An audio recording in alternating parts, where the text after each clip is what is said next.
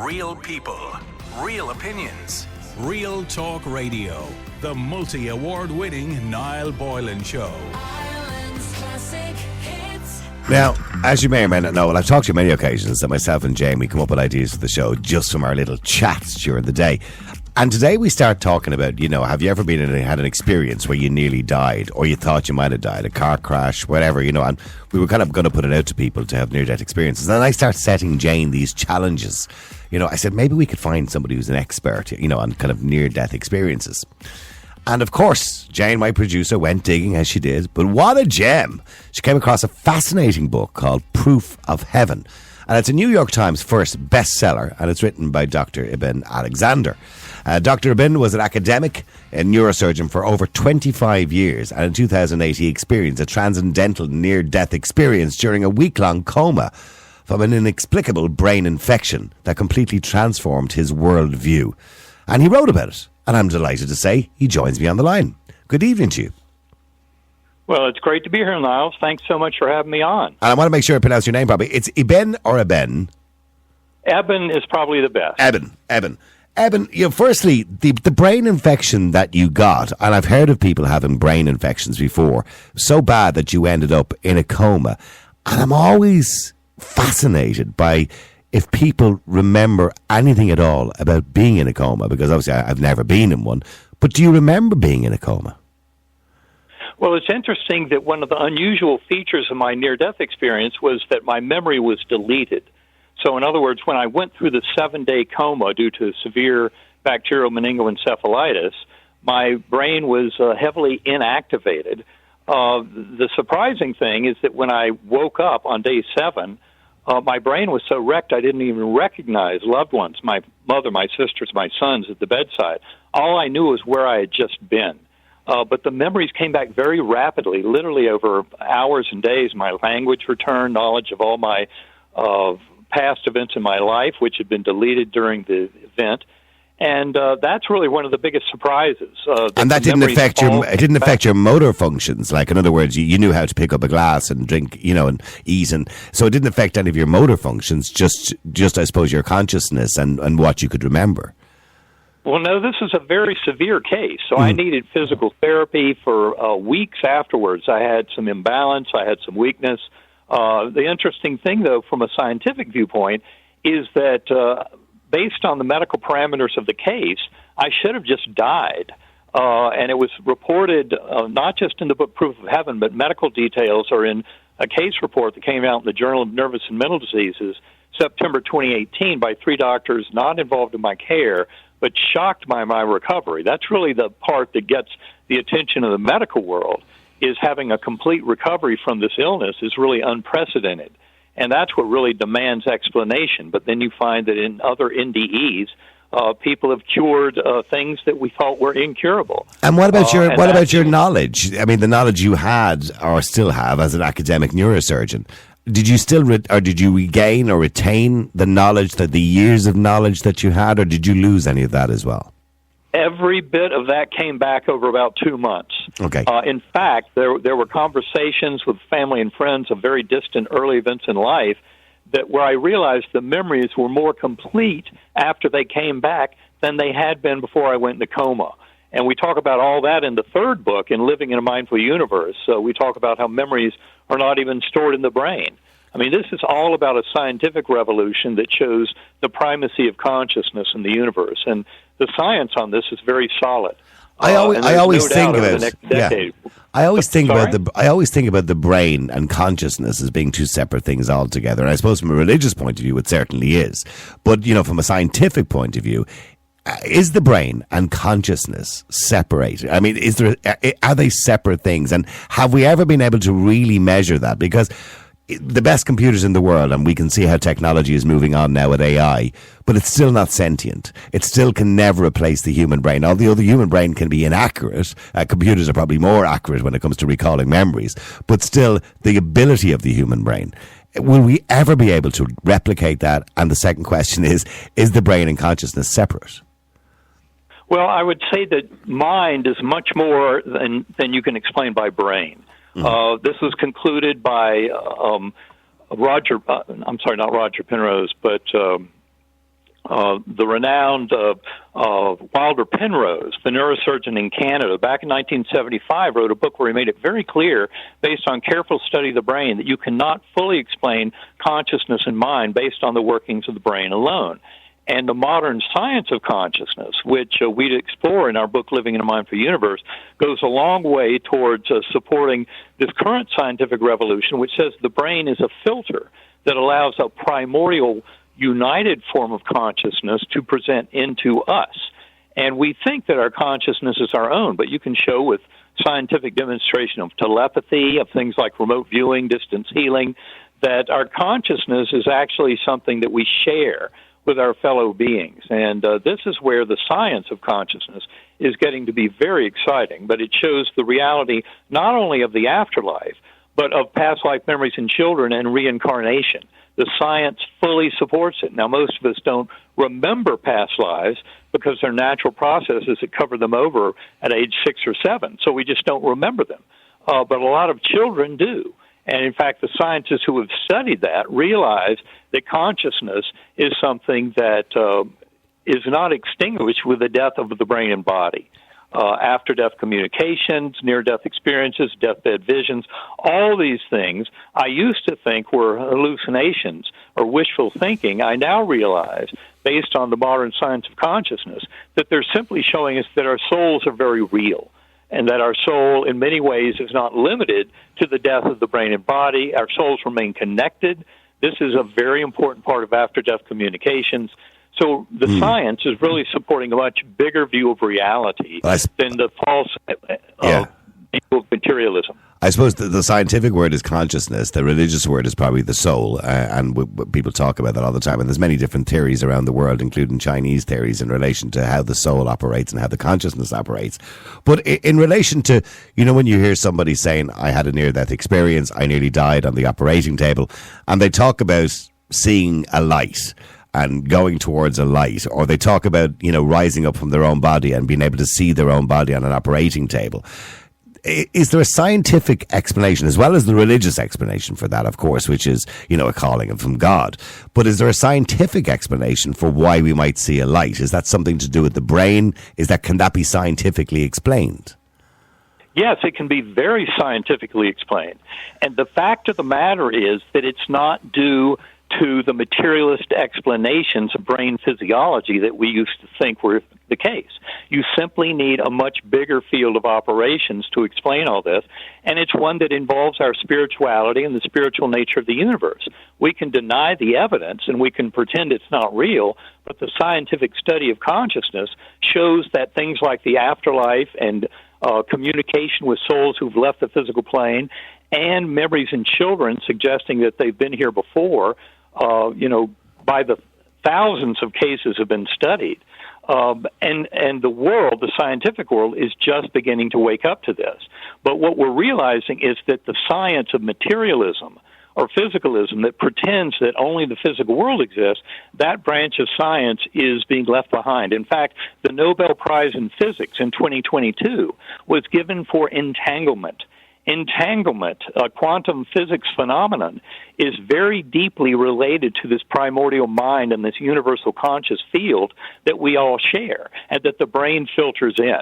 And so we're really awakening to how science fully supports this, but it's not that bleak and paltry fiction of materialist science, because that materialism and physicalism have basically been left behind as inadequate models of reality due to this quantum-informed vision of consciousness that studies things like past life memories in children showing reincarnation, and studies shared death and near-death experiences, and studies the hospice community, realizing that dying is the very same as near death.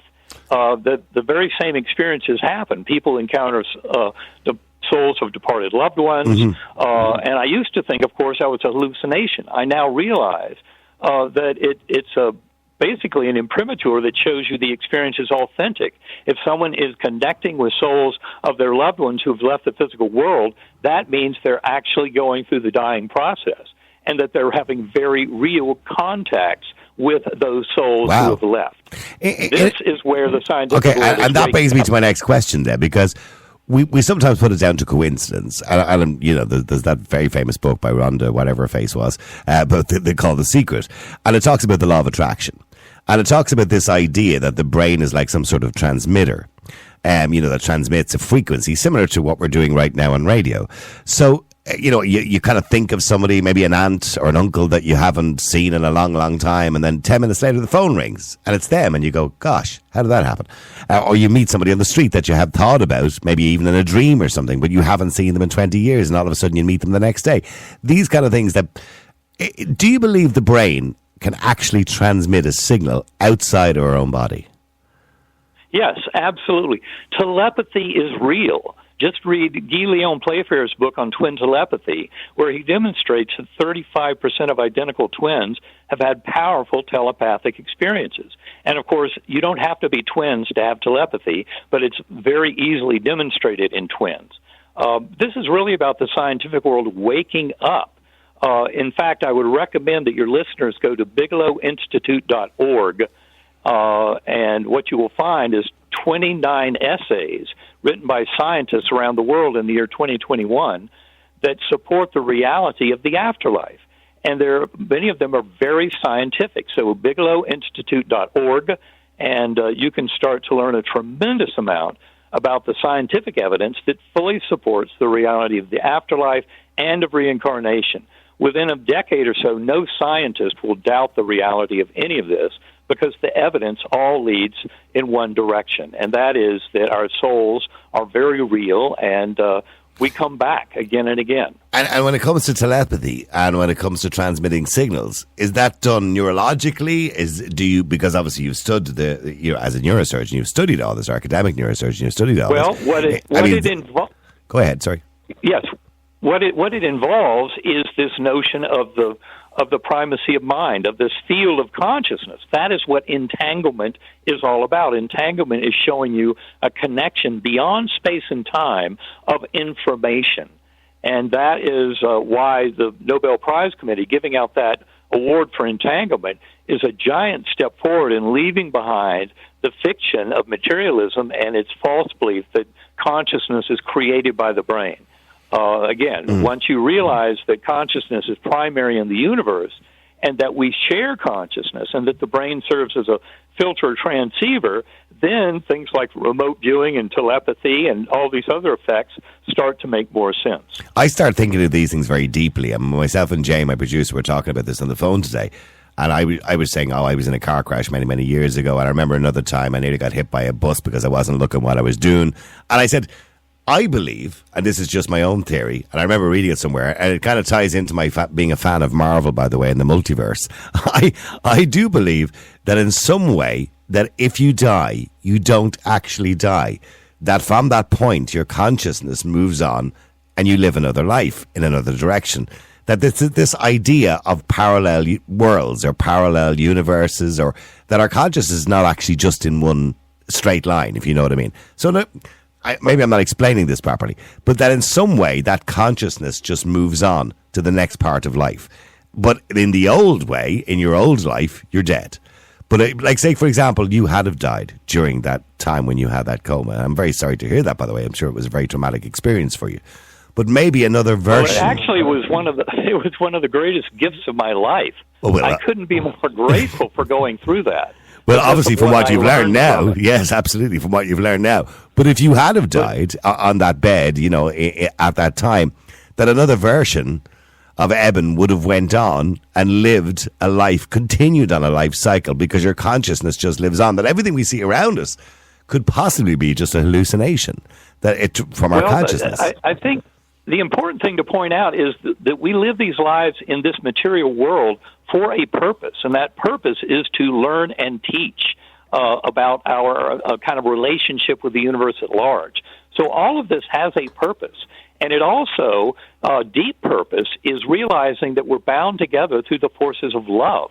That is the deepest, most profound lesson from near-death experiences across all cultures going back for thousands of years, no matter what someone's belief system, because in these near-death experiences, we come to realize that in the life review, the more we were able to demonstrate love and help other people, the better. that enhances our soul journey. If we were very selfish and greedy, that doesn't do anything good for our soul journey. The life review is a very important indicator of how we're all in this together, and we need to take care of each other.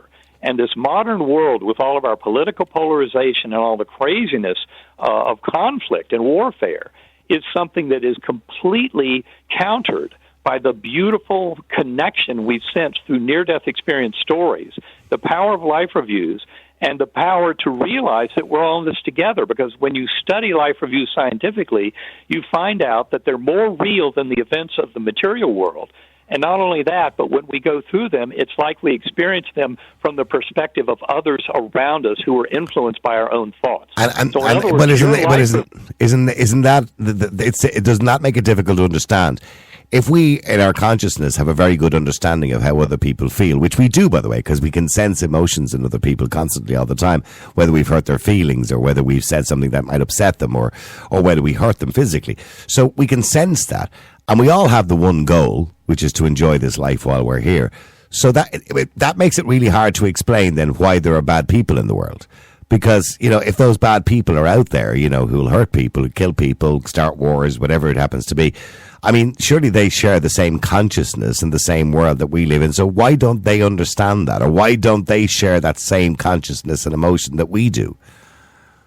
Well, I would say that we all do share that, but people's upbringings, your kind of background in this particular material lifetime, does play a big role in how you kind of trust or don't trust the world. And I would say that, for some people, they've in fact, there's evidence from the work of Ian Stevenson, what he called the tertium quid, which means third way. We hear about nature and nurture for people's personality. And what he said, there's a third way, and that is that reincarnation aspect. In other words, when you study people, and this is the world of transpersonal psychology, when you study people and use hypnosis and use meditation and people acknowledge their near-death or shared-death experiences and analyze them and go deep, what you start finding is we've all had these kinds of experiences, and we have this kind of shared presence. But the reality is, in our modern world, our culture has taught us to deny some of that evidence. And this is why it's so important that the scientific world is now, and has been for the last 6 decades at least, been studying these kind of questions and paying attention to them. And we start to realize that this ground of love that is shown through near-death experiences. I mean, you find the same thing in hospice in a prison setting. For example, where prisoners working as hospice for their own prisoners who are dying, those same prisoners, and they might be murderers and rapists, what they end up going through is the life review that can be part of the dying process, not just a near-death experience. But they experience that sense of love and realize how they had wronged the world through their actions, but they realize that the universe can still have love for them as long as they can recover that love in their hearts. Realize that it was, to hurt others was an error, essentially. It's an indirect pathway for a soul to progress. And this is why the more we study these cases, the more we learn about the stories of NDEs by the thousands that are out there, we realize that we're really here to take care of each other. And in relation to the question of nature and nurture, and I'm sorry, that's why we interrupt each other. There's a slight delay between us, but don't worry about that. In nature and nurture, do you believe that some people of this world are born evil? Or is it always just nurture? I mean, you talk about reincarnation, so maybe there were bad people in a previous life too, I don't know. But do you believe that people are born, from the very day they're born to be evil or bad? I don't believe that. I don't believe any soul is inherently evil. I think that it arises from circumstances in one's life that one behaves like that, but that's why it's all the more imperative that every one of us start to talk about these NDE stories and share them, because of the reality they present about those life reviews. The life review shows us that we're sharing one mind. When Bruce Grayson, who has studied these as a skeptic MD, who's spent more than 45 years studying these, and he just wrote his memoir of that long career, and that book is called After, and I highly recommend it. But what he came to realize in recent study of these life reviews is that they're more real than lived experiences, and that also, as I said, very importantly, that when you experience it from the perspective of others around you. So if you spent your life hurting other people, being greedy or selfish, or handing out pain and suffering, in your life review, you experience that. On the receiving end, that is how life reviews teach us slowly and gently over multiple incarnations to be loving and to be caring and to take care of each other and not be, egotistical and narcissistic and hurting and yeah, I get what you're saying. You'll only get back. In other words, you'll only get back what you give to the universe. In other words, if you're giving off the wrong vibes, you're going to get the wrong vibes back again. Essentially, that's it. Well, you're right on with that. Yes, very, very true. Well, look, that's why it helps to love other people and to show love and kindness, because the universe ends up giving you that back. It's by the way, the one thing that always amazes me about the human mind, the one thing, as they always say in life, that we're sure of is death and taxes. So from the day we're born, we're dying, and we're heading towards death, which is usually about 82 or 83 years of age, depending if you're male or female. And yet, as human beings, the most, I suppose, traumatic thing that will happen in our lives is we will die. We have an ability to forget about that till not long before it happens, or if you're diagnosed with something terminal at latter stages of life. So we have this amazing ability within the brain to forget this most traumatic experience that we're destined to see. It's incredible, isn't it? Well, except I will tell you that dying is one of the greatest adventures we go through. One of the biggest surprises is that your consciousness expands when you die. The materialist model, the conventional science model of our culture, says that as you die, your brain goes out and there goes your consciousness. That's the exact opposite of what people who have died and had near-death experiences will tell you. They will tell you that your consciousness expands. You encounter your higher soul, the souls of departed loved ones. Go through that life review, plan next incarnations. And the interesting thing is, if you read Christopher Kerr's book, he's a hospice doctor in Buffalo, New York, he only writes about people who die. He doesn't write about near-death experiences, and yet you find that in people who die, in his experience, they go through the very same things as people who describe near-death experiences. They encounter souls of departed loved ones. They go through life reviews. They make amends for the wrongs they've done others. They come to realize the deep love the universe has for them. 90% of people who've had near-death experiences over thousands of years across all belief systems come back believing in some form of a loving, intelligent force at the core of the universe. Whether you want to call it God, Allah, Brahman, Vishnu, Jehovah, Yahweh, Great Spirit, I don't care what name you want to throw on it. The bottom line is it's real. It's a higher power. That is what near-death experiencers come back telling us. Okay, there's a question here, by the way. Somebody just texted in. Dave says he wants to know what you think of kids seeing people who have passed away. So this idea that children are better receivers of, I suppose, information from the past or information from people who have died. And, children always have the imaginary friend and all that kind of stuff. So is that real? Is that actually a thing? Or is that just because a child has a wonderful imagination? Well, a lot of it is very real, and a lot of it is children who might end up playing with the soul of their grandparent. Their grandparent could have easily died before the child was born. It doesn't matter. They end up knowing them. They know the right name. They know the right way to refer to them. I mean, I've heard many of those stories from people whose children have had these kind of experiences. We need to open our minds much more and quit following the false beliefs, the negative beliefs of materialism, or physicalism, because they lead us into falsehoods and misunderstanding.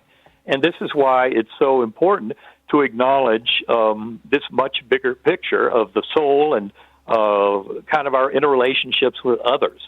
And as I said, the scientific community is fully on board with this now, and the evidence for that is right there at BigelowInstitute.org. Those 29 winning essays are incredibly powerful at teaching people the reality of primacy of mind, of consciousness, and that our souls are eternal. It's very comforting, and it also has a lot to do with how we need to live these lives. I live my life very differently now that I'm no longer a materialist, and I know the reality of this and the importance of my soul being there to help other people. Other souls, that we're all in this to help others. We're all in this together. And if we've lost sight of that, we've really lost sight of one of our main reasons for being.